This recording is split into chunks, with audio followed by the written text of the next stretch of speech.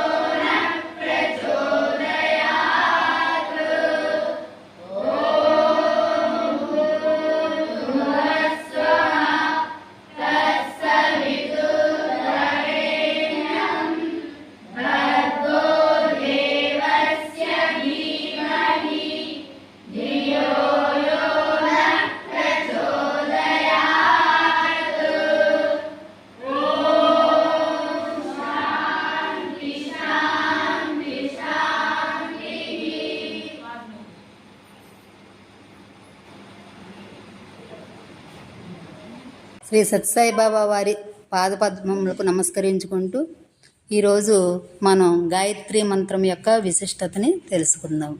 మరి ఫస్ట్ మనం చెప్పుకున్నాం కదా, 9 సార్లు చదువుకున్నాం కదా, అందరికీ వచ్చు కదా గాయత్రి మంత్రం.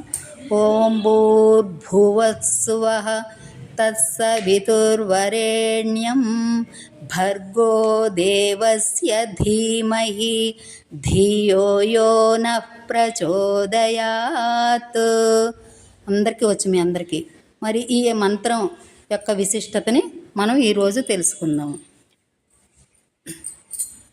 3 లోకంలో వ్యాపించి జగత్తును ఆధారమైన సూర్యభగవానుడు మనం పొద్దున్నే సూర్యభగవాను వస్తారు కదా మనకి పొద్దుటే. మరి ఆ సూర్యభగవానుడు మనకి రోజు పొద్దున్నే వస్తారు కదా, అలా ఆ భగవాను దివ్యశక్తి అంటే మా యొక్క బుద్ధులను సదా ఆలోచనల వైపు, అంటే సత్కర్మల వైపు, అంటే మనం ప్రార్థన చేస్తాం. అంటే ఏంటి, మనలో చెడు ఆలోచనలు, చెడు గుణాలను తొలగించి మంచి ఆలోచనలను, మంచి గుణాలని మనకిమ్మని మనం ప్రార్థన చేస్తామన్నమాట. అంటే సమాజంలో అందరూ మంచి ఆలోచనలు కలిగి ఉన్నారనుకోండి, మంచి పనులు చేస్తూ ఉంటే మన సమస్యలు అనేవి ఏమీ రాకుండా ఉంటాయన్నమాట. అందుకే ఈ గాయత్రి మంత్రం చాలా విశిష్టమైనది. అయితే స్వామి చెప్పారు, ఓం భూర్ అంటే శరీరము. ఈ శరీరం కొన్ని పదార్థాలతో తయారు చేయబడింది అన్నమాట. అయితే మనలో ఏంటంటే ఐరన్, ఆయిల్, సీసం, ఫాస్ఫరస్, అలా 2 లక్ష సబ్బులను సరిపడా సోపు, 2 బకెట్లు నీళ్లు, 2 బకెట్లు సున్నం కలిపితే తయారు చేయబడింది అనమాట మన శరీరం. దానికి ప్రాణశక్తి లేదు, జడమైన శరీర కదలిక లేదనమాట మన శరీరం. ఆ భువహ ఇది ప్రాణశక్తి కలిగింది. అంటే స్వామి చెప్పారు, మన శరీరాన్ని కదిలించే శక్తి అన్నమాట కలిగినది.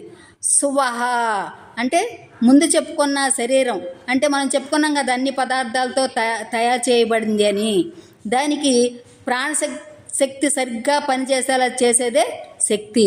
అదే మనలోని ఆత్మశక్తి, ఆధ్యాత్మిక శక్తి. దీనినే వేదములు చెప్తాయి ప్రజ్ఞానం బ్రహ్మ అన్నాయని స్వామి చెప్పారనమాట.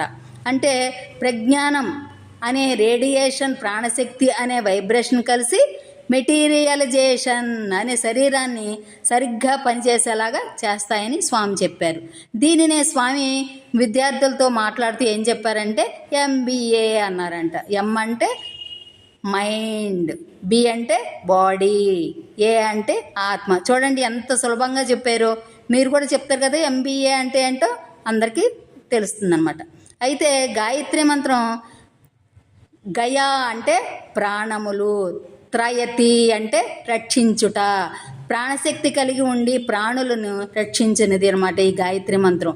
అయితే ఒక సందర్భంలో ప్రశాంతి నిలయంలో అప్పుడు స్వామి 4 విద్యార్థులు సాయి కులవంత హాలులో స్వామి ప్రసంగం విని హాస్టల్కి వెళ్ళిపోతున్నారంట. అప్పుడు వాళ్ళు నడిచే త్రోవలో కరెంటుతో ఉందన్నమాట. అది తెగిపోయి కింద పడిందంట. వాళ్ళు చూసుకోకుండా ఆ తీగ మీద నడిచి వెళ్ళిపోతున్నారనమాట. వెళ్ళిపోతుంటే అందులో 4 వెళ్తున్నారు కదా, అందులో ఒక అబ్బాయి మామూలుగా వెళ్ళిపోయాడు. మిగతా ముగ్గురు స్పృహ తప్పి పడిపోయారు. అంటే కరెంటు ఉంటే మనం పడిపోతాం కదా పట్టుకుంటే, కానీ ఒక అబ్బాయి మామూలుగా వెళ్ళిపోయాడు. అప్పుడు స్వామి మళ్ళీ అడిగారు స్వామిని, స్వామి ఏంటి ఒక అతను వెళ్ళిపోయారు, ముగ్గురు పడిపోయారు, ఏంటి స్వామి అని. అయితే ఆ సమయంలో ఆ విద్యార్థి ఏం చేస్తున్నాడంటే గాయత్రి మంత్రాన్ని జపిస్తున్నాడు, కాబట్టి తనకి ఏమీ లేదు అని చెప్పారనమాట. అంటే మనం ఎక్కడికైనా మనం స్కూల్కి వెళ్తూ ఉంటాము, మన బళ్ళ మీద తిరుగుతూ ఉంటారు, మనం ఎన్నో పనులు పొద్దున్న లేచిన కాడి నుంచి మనం బయట తిరుగుతూ ఉంటాం. అంటే మనకు రక్షణ అనమాట. మనకి ఎలాంటి ఆపదలు కష్టములు రాకోకుండా ఈ గాయత్రి మంత్రం కాపాడుద్ది అనమాట. ఈ గాయత్రి మంత్రాన్ని చదువుకుంటే అన్ని విధాల మనల్ని రక్షిస్తుంది. గాయత్రి మంత్రం వల్ల పఠించడం వల్ల ఎన్నో ఆరోగ్యాన్ని ఇచ్చే మంచి గుణాలు ఉన్నాయన్నమాట. ఏంటంటే మనసును నిశ్శబ్దంగా ప్రశాంతంగా ఉంచుద్ది, అంతేకాక ఏకాగ్రతను పెంచుద్ది, మేధాశక్తి మనం చదువుకున్నది అంతా గుర్తుండిపోయేలా ఇస్తుందన్నమాట. రోగ నిరోధక శక్తిని మన శరీరంలో ఎలా పెంపొందిస్తుంది అంటే తొందరగా మనకి జ్వరాలు దగ్గులు ఎన్ని తొందరగా అటాక్ అవ్వవు అనమాట. మన బాడీలో రోగ నిరోధక శక్తి ఉంటే అలాంటి ఏమీ తొందరగా రావన్నమాట. ఈ మంత్రం చదువుకోవడం వల్ల మన శరీరంలో రోగ నిరోధక శక్తి పెరుగుద్ది అనమాట.